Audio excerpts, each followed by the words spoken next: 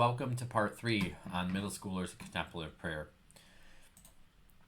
This will be an introduction to prayer. It's a crash course for teachers, but this is the same presentation I use for students in the beginning of the year when I introduce prayer. I'm the Christian physician, and so let's get going here. So when you go through these slides and I'm speaking about it, it's not about memorizing it. Just absorb it. Know how to use and recognize these things in practice and ask questions. And most importantly, pray. There are supplemental sources.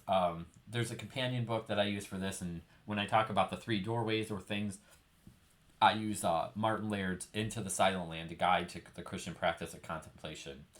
It's the only modern book, a Christian modern book, that I would recommend, and I have a few minor reservations about it. I'll talk about it in the slides, but otherwise that's fine. Now notice that he uses the 3 doorways, and Teresa of Avila used 4 ways of watering a garden, and later interior castle.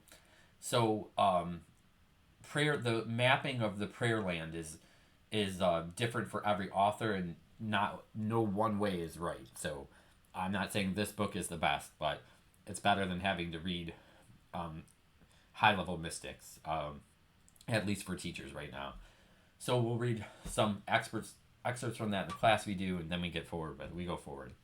So there's different types of prayer. So there's vocal prayer, when you pray aloud with words, like the Our Father, the Hail Mary. There's Lectio Divina, which is based on a scriptural reading and then pause and meditation. There's Ignatius of Loyola does this as daily examen of conscience.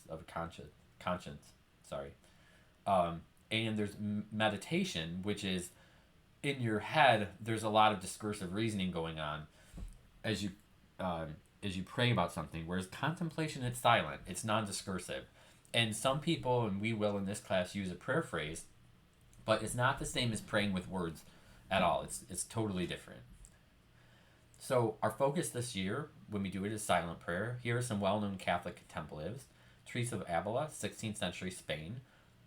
She wrote Interior Castle, her life, her autobiography. St. John of the Cross, also 16th century Spain. He was St. Teresa of Avila's the spiritual director for her nuns. He wrote Ascent to Mount Carmel and The Dark Night of the Soul. He talks about an unchartable silence, which Into the Silent Land talks about there's no map. And then there's Tom Merton. He's a modern Trappist monk. We begin with St. Teresa's 4 ways of watering a garden. This isn't her most in-depth view at contemplative prayer, but it's the easiest to understand. And so here's how this works. On one hand, you have human effort and God's work. Human effort. On the other hand, you have God's work. The key is receptivity and openness to God. And so at first, prayer is difficult. You water bucket by bucket. And it's hard work, and you do most of the work, and you're frustrated, and it's irritating, and you don't think God is listening to you. And then eventually it'll get to like the second level, which any student can get to if they really pray and are dedicated, where it's like a windlass. And that's something that is like it looks like the Ferris wheel with all the water buckets, and you get more water. So God starts to work on you. It's not just you working. And an example of that would probably be the prayer of quiet, where there's this stillness inside, like something's happening to you. And then finally, the third way to water a garden is if you planted it by a stream or a river, and it would water itself. And if you give these 3 ways of watering a garden to the students, and you ask, well, what would the 4th way be, where like you're planting a garden but you do nothing and God does everything? And there's always students there who get it right away. It's rain. And so if there's rain, God's doing everything and you're doing nothing, and that represents union with God. So Teresa's favorite image of transformation is the silkworm putting itself in its own cocoon and dying. Well, it doesn't really die, but she didn't know that. And coming out as a butterfly. And that is a great illustration to use with the students. Like, you can't even expect, you wouldn't even know what can happen to you.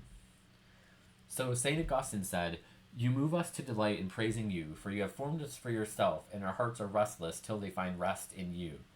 And the idea that students, they're so distracted and they're so stressed out, and they need rest just like we do. And so there's this, as they're still young, you want to catch them and get them to be in that place of rest. I talk about right away the indispensability of prayer in our class. It's central, It's not optional. It will ground us. It gives us a new identity. Like, it's no longer I, but Christ who lives within me. And prayer is the fulfillment of the human creature. Inevitably, it comes about, am I grading you on prayer? No. You put in the time, you have a good motivation and dedication, and make prayer a priority. In the beginning, the time you put in is the points. Have a good disposition and not a bad disposition. And there are some tests later knowing basic information, but nothing that where they're being graded on prayer. Your relationship with God is about experiencing God in prayer and in your daily life. Are you on the right track? Are you getting the fruit of the Spirit or spiritual pride? Are you enthusiastic or complaining? We talk about the difference of sweetness versus consolation versus attachment, boredom, distraction, frustration. It's like being the sky, not the weather in the sky. Sweetness and consolation in prayer. One of those starts in the outside world and comes to you. So if you're praying and something happened and you were praying for a contact and a visitor came and he was the person, that's one thing. But the other thing starts in you and ends in God. That's where something deep is going on inside of you. So, introduction to this method. This is basically what is called the Jesus prayer. It's Christian, especially from Eastern Orthodoxy, but also in 20th century Catholicism. When you choose a prayer phrase, it has to have something to do with Jesus. Like, we're not teaching Buddhism or Hinduism in this class. You match the phrase to your breathing. We talk about posture that they can have, eye position. You can do various sects are keen on certain things, but it's pretty wide open in what you're allowed to do. So topic 3 is our prayer is Christian and Christocentric. So Jesus is the door, the way, the truth, the life, and the final destination of our prayer. Our participation is in the Trinity through the Incarnation. The difference in Hinduism and Christianity is in Hinduism, Jesus is no different than any other guru. And whatever Jesus would experience of God is not unique, but they experience it too.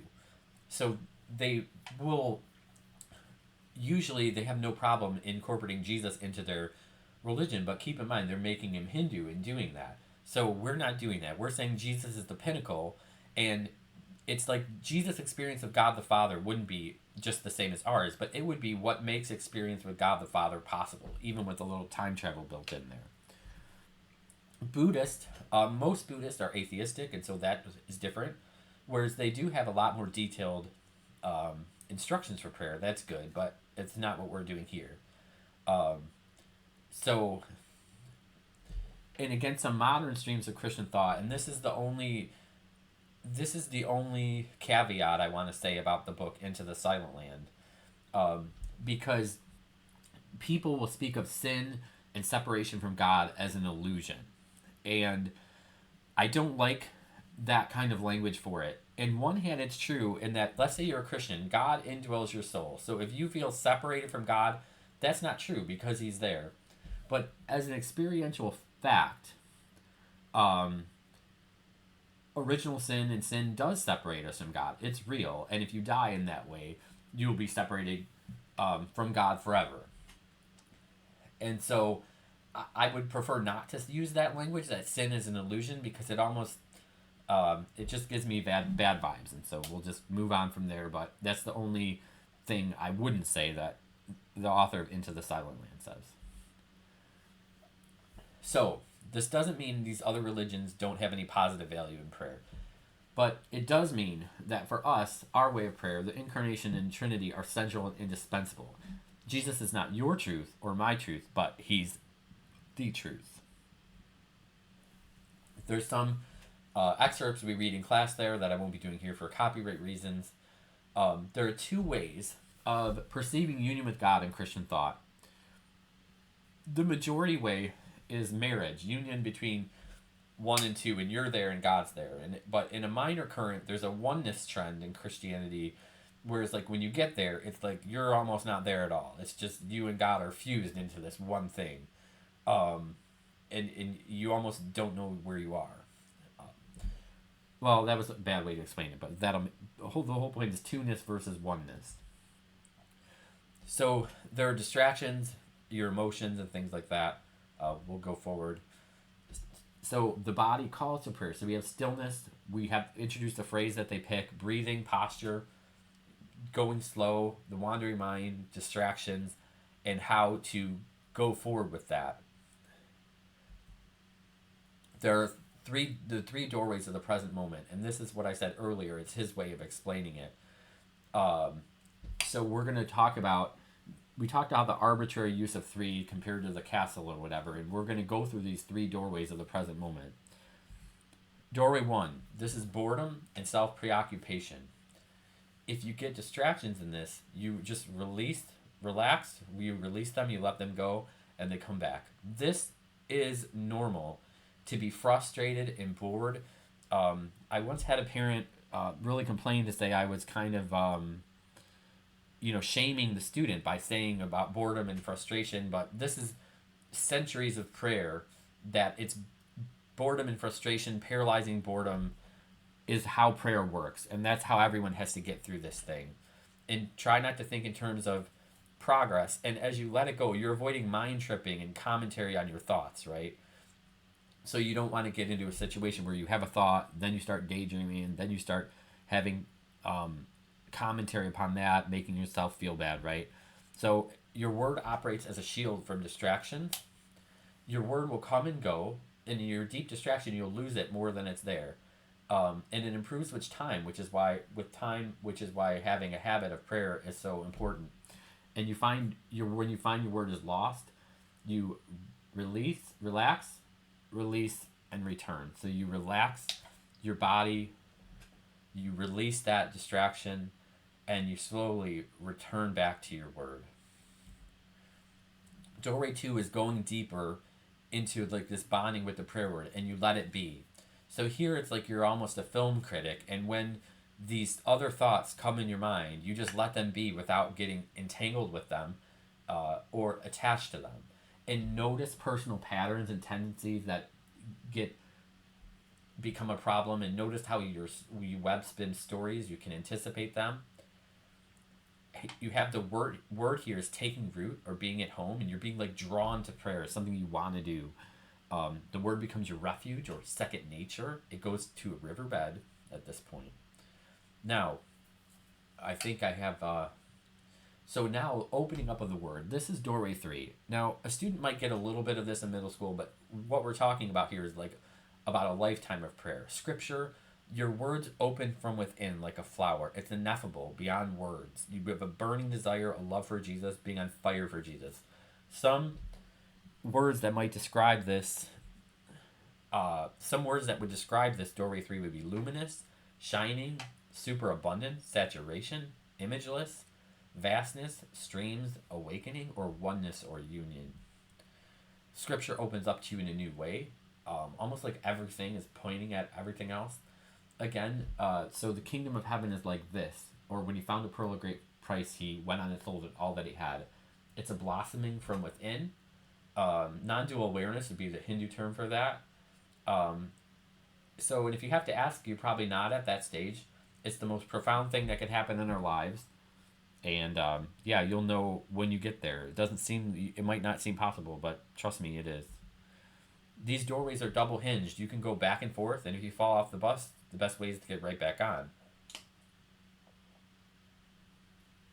Consistency is super important. And the idea here, remember that Jesus is the destination, the Trinity, and nothing less, not the experience itself. And people argue whether God is love or knowledge. This super deep experience of God is both. But in terms of it being very emotional, I would say it resembles love more than it does knowledge. So it's love that carries all this knowledge with you and helps you understand things you never could understand before. But it's not primarily a head issue, like of knowledge in your head. Now, you wonder too with Christians, like, is it a gradual growth? Are you going to get struck by lightning? And so I realized over time that it can be both in your life. Like, I always thought I was the gradual person until something really deep in prayer happened to me. And then I realized, no, you can have both patterns in your life for your spiritual journey. So when the prayer phrase stops, that can be an advanced state. You can just sit in loving attentiveness which St. John of the Cross says, or shoot up a dart of love, as the author of The Cloud of Unknowing says.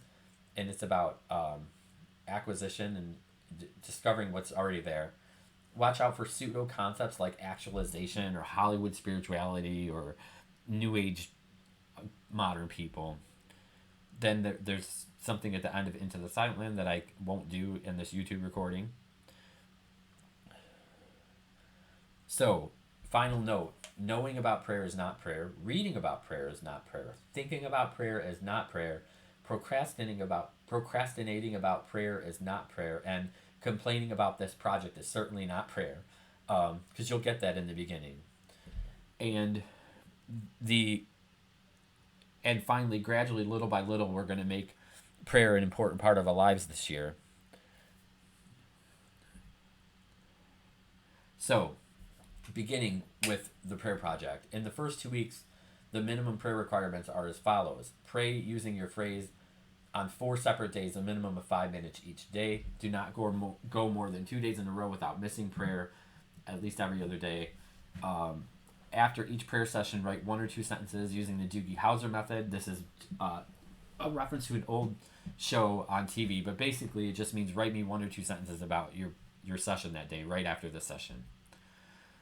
The prayer week goes from Monday to Sunday. By Sunday at 10 p.m., email me your log with the Doogie Howser phrases. For the first 2 weeks, I don't recommend going beyond the minimum requirements. I'll email you feedback on Sunday or Monday. If you follow these instructions, you get the 50 points, meaning we're not grading you on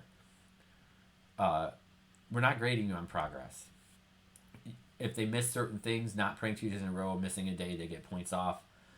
If you just follow the instructions, you get the points, otherwise your grade will suffer. Praying in church or in a moving vehicle does not count. In other words, if you wait till the last minute when you're riding to school, that does not count. We do go to church to pray as a class sometimes, but that doesn't count toward their minutes until it's later in the year for 7th and 8th graders. Take it seriously. It's not your second or third thought.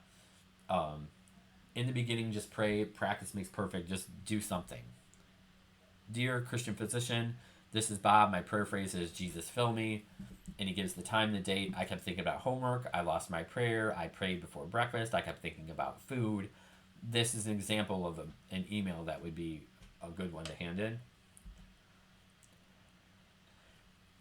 Contemplative prayer takes effort, consistency, and time. Whether you're good at it or not or like it, it's irrelevant and can be counterproductive at first. Just trust me and give you your best effort. And this is prayer for a lifetime, not